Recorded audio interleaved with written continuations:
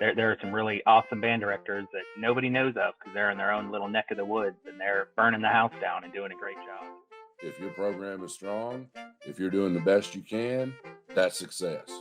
If you have kids loving music, that's success. Welcome to the podcast. This is the Rural Band Director, and it's put together by myself, Mike Holbrook, And I'm Tony Hibbard. and I am in Southern Kentucky. And I am in Cookeville, Tennessee. All right, South or Upper Cumberland, Middle Tennessee area.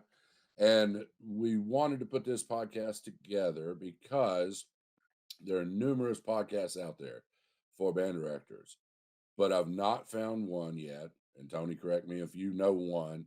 There's not one that I know of that is for a rural band director. And oftentimes that you're there by yourself. It's you. Everything that goes on is your responsibility. And so, Tony and I have known each other for years. We're both in the country. And so we wanted to get this email or get this podcast out there for people who might be in our same situation. We know there's a ton out there. So we just wanted to offer another venue. Yeah, there's been a few podcasts that I listen to that will have an episode or two here and there for rural band directors, but we kind of want this to be exclusively geared towards those of us that are in the trenches. Exactly. And you're going to, if you stick with us long enough, you're going to meet some of our friends, some of the band directors that we look up to and know that they're in a similar situation that we are. And so we're going to cover all kinds of different topics, dig into what works for us. Hopefully it would work for you, but we also know that everything that works for us will not work for you. So Tony's got a little bit of experience. I shouldn't say little. He's probably midway through his career. I'm toward the end of my career. So we're going to talk about things that have worked for us and talk to people who with more experience than us and some with less. So we're going to talk about many things, many things. Yeah, and this is very early in the podcast, but if you want to come on the podcast, we'll have information at the end of this because we're hoping to bring in people from all over because there are some really awesome band directors that nobody knows of because they're in their own little neck of the woods and they're burning the house down and doing a great job. And we want to recognize those directors as well. Exactly. And throughout the nation, we're going to try and promote this, as many places as we know. And if you're not from Kentucky or Tennessee, we still would love to hear from you. I would love to hear from somebody in Kansas, in California, in Oregon, people who are in the same type of situation that we are. And even if you're not, if you're in a better situation than we are, well, who's to say better? Because I like my situation pretty well. Uh, but if you A have a different different situation. situation, yeah, if Yeah. you're in a different situation, we'd love to talk to you.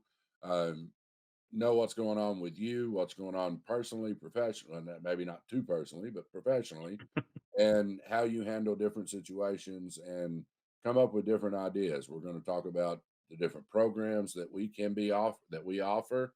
Talk about tips and tricks that we've learned over the course of, oh, good Lord, nearly 30 years of teaching.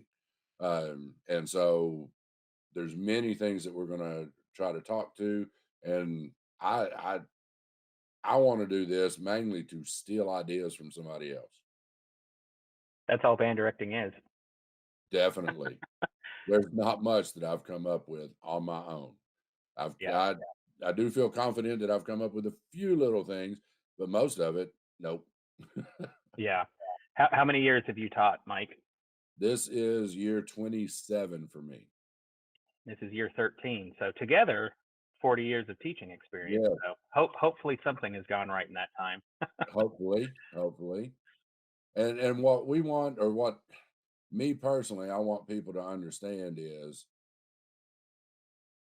I consider myself having a successful band program or a few band programs. But you know what? I've never played at a state convention, but I'm still successful. I still consider myself successful. Uh, I've never won a state championship, but I still consider myself a successful band director. So I want other people to also realize that as well. That look, maybe you've never had a band play at your state convention, or uh, maybe you've never won a state championship. Shoot, maybe you've never made state finals. But if your program is strong, if you're doing the best you can, that's success. If you have kids loving music, that's success. Yeah. First controversial statement here: trophies and ratings do not determine the success of a band. Exactly. They are nice, they are Yeah. fun, they are rewarding. That is a goal, Yeah. but that is not and should not be the be all end all to a successful band program. So that's some things that we're going to talk about, and hopefully with us stating things like that we may have people feel more comfortable to come on and talk with us about their own situation and things that they've learned. Yeah. So that's my goal with this podcast. Absolutely. Thank you for listening. If you liked what you heard, feel free to check us out on Instagram, Facebook, and YouTube at The Rural Band Director. And if you have topics that you'd like for us to cover, contact us through email at theruralbanddirector@gmail.com.